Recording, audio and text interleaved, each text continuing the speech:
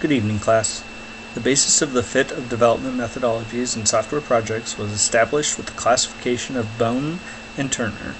Boehm and Turner context that to overcome a perplexing problem, one must remain disciplined towards the success while also doing so with agility. What I mean by this is when an individual or team are given a challenge, which would be perplexing in nature, they must remain focused on their tasks. This required focus is a natural derivative of discipline towards their goal. Also, to remain effective and efficient towards that goal through successful implementation of focus, it must be done in the most efficient manner possible, also known as having agility. With this in mind, the research-focused analysis of software development methodologies was conducted with a focus on three important project environment factors: dynamic changes of business scope, also seen as volatility; complexity and criticality of development methodology as project factors.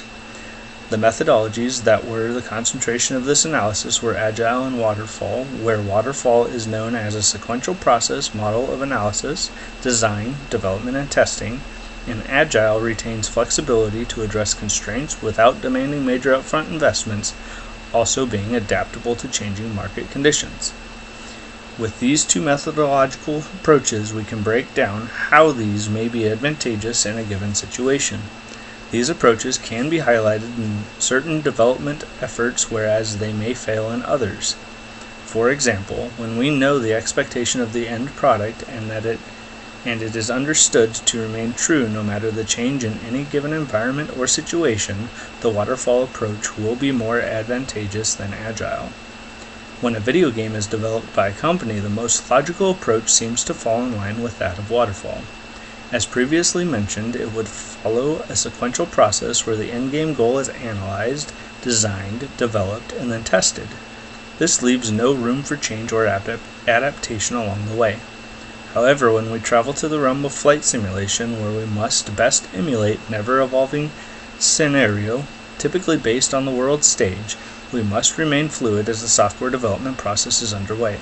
For instance, strategically operating an F-22 within the Mid-Eastern theater differs quite extensively when compared to that of operations over the Pacific Ocean.